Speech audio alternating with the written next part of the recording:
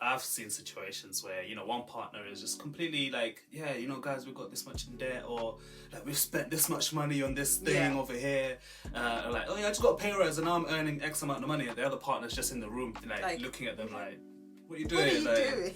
That's our business.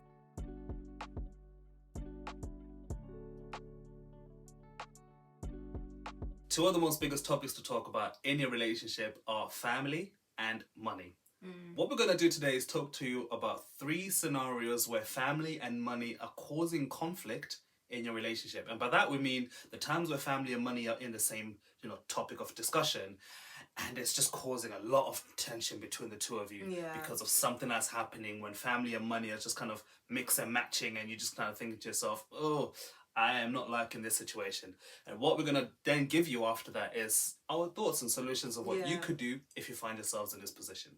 Okay, so the first one for us, or the first scenario, is if one partner in a relationship is very, very used to just being open and vulnerable about their finances with their family, right? But then now that you're in a relationship, your partner's not as open or doesn't feel as comfortable sharing those sorts of details with family members. Now, this one's quite deep, because obviously if one of you is very much like, I'm open, others like, I'm not, it will cause conflict in your relationship, and you definitely have to find a way to deal with that issue.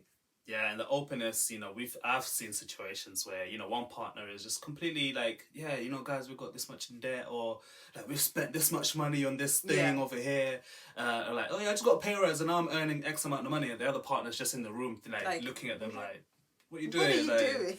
That's our business. Like, what are you saying that in front of like all of our family? Our family's here, and like everyone's just gonna be thinking, oh, they earn this much, then their partner's like that. I'd probably do that. Like if you were like, oh, this is how much we earn, I'll be like, excuse me, what are you doing?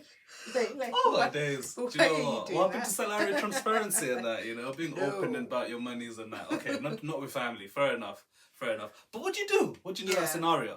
This is a sticky one. I'm not gonna lie to you. Yeah. For me, I'd say the first thing actually to really discuss with each other, obviously not in front of your family, but between the two of you, is just going to be discussing what your money boundaries are. Yeah. But this, what we mean is, what are the things that you're going to keep within the box of this is private. Like, we are not talking about this to anyone else. If we're ever to talk about it to somebody else, it would be because we've both agreed to do so. Yeah. Not like just randomly you just give out that information. And in this box of money boundaries, we put in maybe how much we earn, maybe we put in how much debts we have. But if you want to tell people how much, I don't know, we bought our house for, okay, fine, you can tell people how much the house cost, no problem. But then if you want to talk about how much our mortgage is or how much we save for deposit, I may not be comfortable sharing that. I don't know about you. All of that good stuff. That's what the conversation kind of looks like, to just be like, right, think about it like in that way of like, this is a boundary box, so to speak, and anything that's in the box, it's going to be between the two of us. Yeah, and I feel like it's mostly always with how much you earn. So I think like the mortgage payments and stuff, people are just like, it is what it is. It doesn't necessarily tell you how much my house is if I tell you how much my mortgage payment is. But when you then tell someone or family, this is how much we earn, some family members will then start being like, okay, so this is how much they earn. Bills probably cost them this much. They probably have this much money left over. And to them, that's an open door for Bank of Tanda's open for me to be asking for money. So I think it's protecting yourselves in a way as well. So that's why some people decide not to, because you just want to protect yourself and protect your sort of immediate family and the couple. Yeah, but obviously if you're open, you're open. It's not an issue. But if you are finding that you and your partner are having a little bit of tension, talk about the money boundaries. Yeah. What's the second one? So the second one is close to this one actually. So if one of you has been used to supporting family members financially, for example, and you were used to doing that before you got in the relationship, so it became a norm. And an example that I can give is that you support family members that are abroad. So we come from Zim, and I know like a lot of our family members support people back in Zim with money. Every month they get paid, they send money back home. But now that you're in a relationship and your partner's a bit like, well, that's not something I'm used to, that's not something that I do. Why are you doing it? How do you then approach that? Yeah, I think this one's a big one, but just to kind of call out other examples, because that is one big example. Yeah. But other examples might just be that, like, for some reason, if you really think about it, Christmases and birthdays, you're the only one who forks out money for these events and these things, and like everyone looks to you to book the food and book the hotels for everyone and all the rest of it, and you've been just kind of doing it happily because you're that kind of person, but in a relationship, things are different. Yeah. The solution for me in that scenario is to then talk about your expectations regarding what you 100% are going to continue to do. From like, I expect myself to continue to do X, Y, Z for my family. And for you to communicate that to your partner, because it's one thing for you to just kind of carry on and your partner just like, they're unaware that this is happening. But for me, I'd say be open about it. Like, say to your partner, listen, from a financial perspective, I support this, or I do this, or I cover this payment, all the rest of it. Just keep them aware of it, because the reason is because that's another, I guess, expense that you may have to factor in your budget, but it's also another expense that you may have to think about. Should any situation change in your relationship? Like, imagine if your partner is thinking to themselves, well, when I go on maternity leave, we earn enough, so we're fine, only for them to find out that you're giving money. You're giving quite a bit of money to your family, or your family relies on you to pay their bills, and it's quite a bit of money. And then that decision then starts to be a bit like, oh, actually, maybe we can't afford this in the way that I thought so. So that's why I'd say be open about it and talk about it with your partner.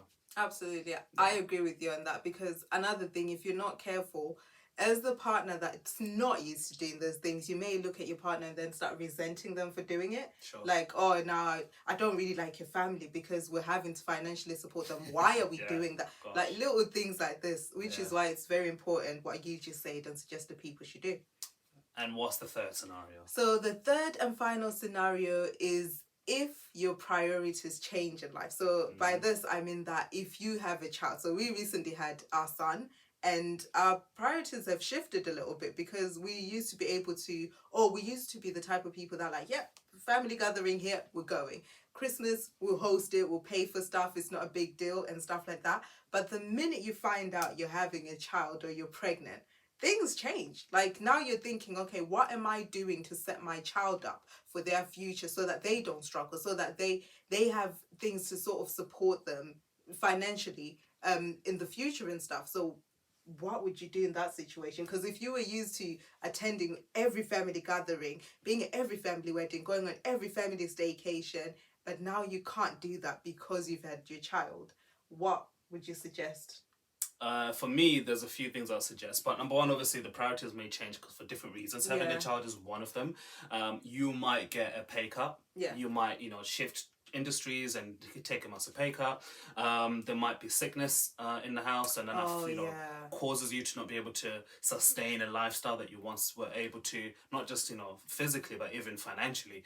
And there's so many things that can lead to a change of circumstances. And honestly, for me, I think the best thing to do in that scenario is to communicate to your family and just say, listen, thank you for inviting me to all of these things, or wanting to include me in all of these things, but actually my situation is different at the minute and I can't afford to do XYZ, or I can't be in a position to put myself in this positions, because there's other things now that I'm looking at, that I'm prioritizing. Sometimes not just money, sometimes it's time as well. And so for me, it's communicating that to your family and friends and saying, listen, my lifestyle has changed and things are different for me now. Yeah, and I like what you say, that communicate that to them, because it's very easy to be like, well, if we're using the child example, it's very easy for me to sit here and be like, well, they know I've got a child. Why do they keep asking me to turn up to stuff like I don't have a child? Right. But the thing is, if you don't communicate, how are they meant to know that or think that? Do you know what I mean? So it's important for you to then... And the reason why this then affects your relationship is because my family might then be pressuring me to be like, yo, excuse me, we've got this thing going on. Like, where are you? What's going on? Then I'll be like, okay, babe, we need to go to this thing. But then she'll be like, but I thought we agreed that we're not going. Situation's changed. Hello. What's happening here? So this is where that links back to the tension, the fights, and the arguments. But those are three scenarios that we wanted to bring to light regarding family and money, kind of mixing, and kind of how you deal with that in your relationship. But let us know in the comments. We would love to know, have there been any situations with family and money that you've dealt with and overcome in your relationship? We'd love to have a conversation about that in the comments. And so feel free to let us know in there. It's been a pleasure, and we'll talk to you on the next one.